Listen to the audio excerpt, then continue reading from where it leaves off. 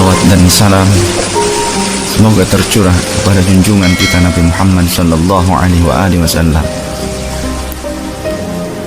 Di suatu pagi, di hari yang terakhir baginda Rasulullah sallallahu alaihi wasallam,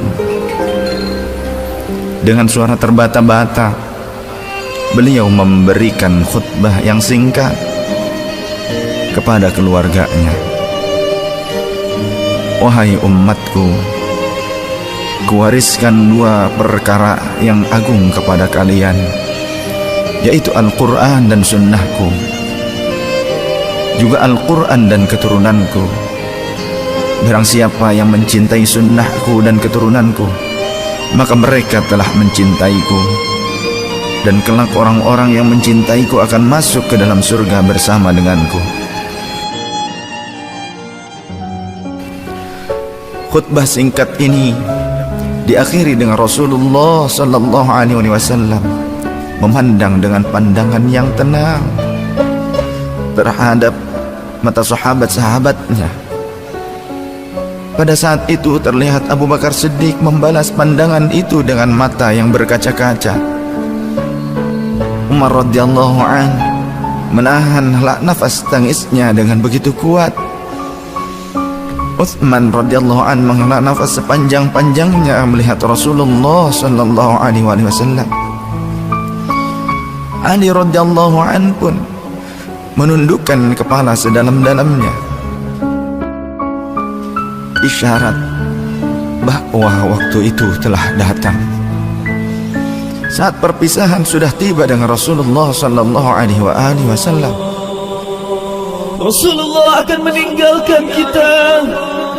Manusia termulia itu sudah hampir selesai tugasnya di dunia.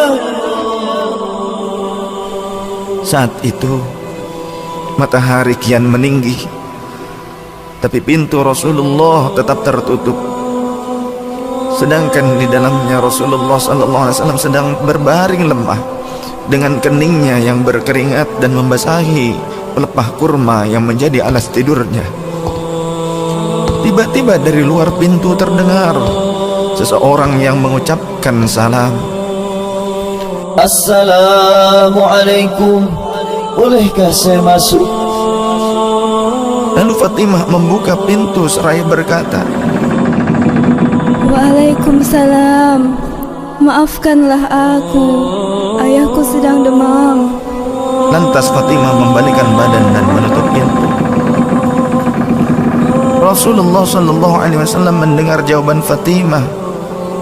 Seraya beliau bertanya, siapakah yang datang itu wahai putriku? Fatimah pun menjawab, Tidak tahulah wahai ayah, tak pernah aku lihat orang itu sebelumnya. Lalu Rasulullah sallallahu alaihi wasallam menatap putrinya itu dengan pandangan yang menggetarkan. Satu-satu bagian wajah mereka seolah hendak dikenang. Orang-orang yang berada di samping beliau dipandangnya dengan pandangan yang begitu tenang. Rasulullah pun berkata, ketahuilah wahai putriku, dia itulah yang memisahkan kenikmatan dunia. Dialah malakul maut. Dialah malakul maut. Maka Fatimah pun menahan ledakan tangisnya di depan ayahnya karena mengetahui ajal ayahnya sudah dekat. Lalu malaikat Israel dan Jibril datang menghampiri Rasulullah sallallahu alaihi wasallam.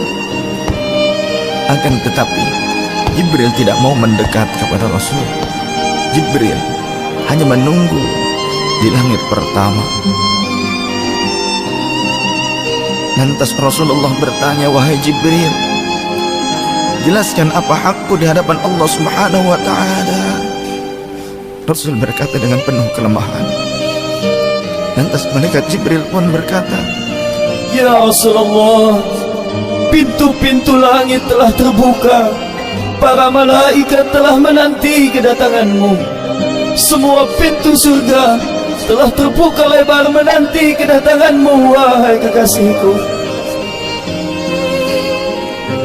Namun Kata Jibril tidak membuat Rasulullah sallallahu alaihi wasallam. Kalimatnya tidak membuat tenangnya baginda Rasul.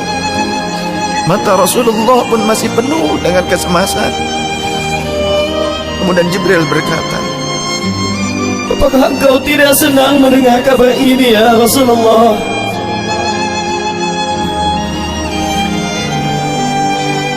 Kemudian Rasul pun berkata, kabarkan kepadaku bagaimana nasib umatku kelak, wahai Jibril. Lalu Jibril menjawab, jangan khawatir ya Rasulullah. Aku telah mendengar Allah telah berfirman kepadaku, kuharamkan surga bagi siapa saja kecuali umat Muhammad telah berada di dalamnya. detik-detik wafat Rasulullah semakin mendekat, dan tibalah saatnya malaikat Israel menjalankan tugasnya. Perlahan-lahan ruh Rasulullah sallallahu alaihi wasallam ditarik dari tubuhnya. Tampak seluruh tubuh Rasulullah bersimbah peluh. Urat-urat leher baginda Rasul menegang pada saat itu. Manusia termulia merasakan sakaratul maut. Perlahan-lahan Rasulullah sallallahu alaihi wasallam pun mengadu, merasakan rasa sakit itu. Dan Rasulullah berkata, wahai Jibril, betapa sakitnya sakaratul maut ini. Rasul berkata dengan begitu lirik. Fatimah pun memejamkan matanya, tak sanggup memandang ayahnya. Sedangkan Ali di sampingnya menundukkan pandangan semakin dalam. Dan ternyata Jibril pun memalingkan mukanya, tak mampu memandang Rasulullah sallallahu alaihi wasallam. Lantas Rasulullah pun berkata, ya Jibril, jika engkau melihatku hingga kau palingkan wajahmu dariku, hai Jibril. Lantas Jibril pun menjawab, siapakah yang sanggup melihat kekasih Allah direbut ajalnya ya Rasulullah?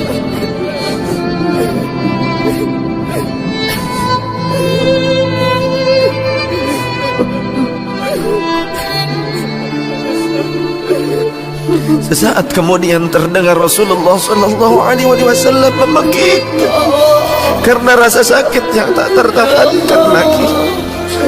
Lalu Rasul pun berkata, ya Allah, dahsyatnya sakaratul maut ini ya Rabb. Timpakan seluruh siksa maut ini kepadaku atas umatku, jangan pada umatku ya Allah.